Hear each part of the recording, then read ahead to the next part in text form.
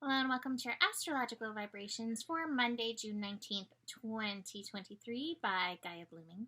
I am Mimi, and our energy mantra for today is I value the agency I have over my mind. And this is a call, the last few days of Sun in Gemini, to recognize how you can work in tandem with your mind and where you have agency, where you have authority, where you can utilize discretion when it comes to your mind. Discretion, discernment, all of that. For this week ahead, we are shifting out of Gemini into Cancer. That'll be Wednesday, the 21st. So watch for that mental build with 29 degrees Gemini. Solstice magic is here. I just did my patron group for the new moon, and that's one thing that I'm feeling so strong is the new moon magic is like kind of carrying over into some solstice magic.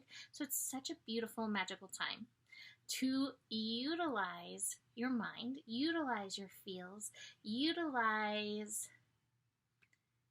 when I look into this energy, it just looks like the world like with lightning bugs everywhere, just lighting up in these little divine magical sparks. So utilize the magic available to you. That's pretty much the biggest thing this week is that shift. It's not to say that there's not some other big things, but over the weekend, we did have a big shift. Saturn into Pisces. And while I spoke about it a little bit, with the new moon scope that I did for Saturday, which check out if you didn't see. I know I don't always show up on Saturday, but I do for moons and for big shifts. With Saturn retrograde in Pisces, just please remember it's not personal. Anything coming up, it's not personal. It's working through these old layers of karma. And as much as you can, work with it. Seek to not be in resistance. Seek to be in flow with the unfolding. Again, this feels like an important message. It's not personal. It's just unwinding layers of muck. And speaking of that, today we're feeling the layers of muck. We actually have Jupiter in Taurus today connecting in a sextile to Saturn in Pisces, both at 7 degrees, that degree that aligns with the divine. Taurus and Pisces together is always lazy cat, so you may feel some lazy cat energy coming up in and through you. And if you're feeling that, as much as you can, be in it, ride with it, because hopefully that's part of the process, knocking you out a little bit so the universe can do its thing in and through this energy. It's muddy. It's very muddy energy. We have the moon in Cancer. Gemini is bringing the air, but some strong Taurus stuff. The sun is out. Leo's trying to dry the clay. But then we have the strong Pisces and the Scorpio. We actually have Grand Trine water energy. So it's watery. Very fertile energy, like I said, magical and fertile. But you may feel like you're in the muck. It may feel like you're trying to walk through mud and it's slowing you down. Or it's unclear, like mud in the water kind of energy. Any other analogy that you can think of with mud.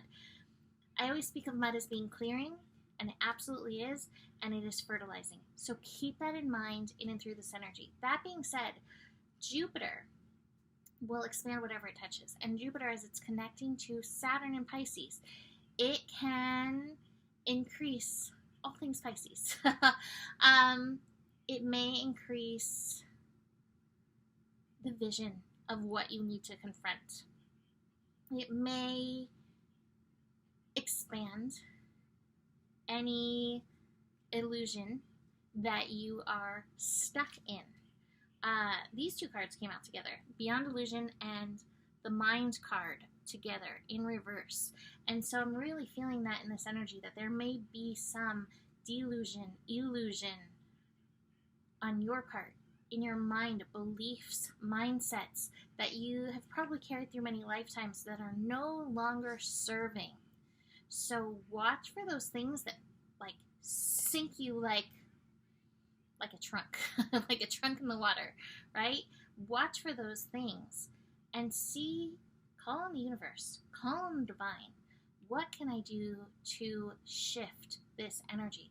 Listen to your intuition and watch for the signs, because the universe is talking right now.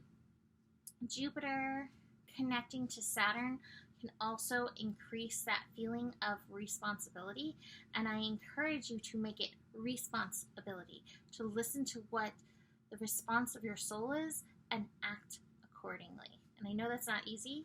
I would say in that, because I just had something occur to me a little bit ago, in that, notice where fear comes into play. So we are also wrapping up over the next month the nodes in Taurus and Scorpio. The South Node in Scorpio, as it finishes up these final degrees, could bring old fears, new fears, any fears to the surface to be looked at and recognized. So watch that in this month as well. And again, these fears feel really old, and this may be part of confronting old parts of illusion, delusion in your mind and your beliefs to release.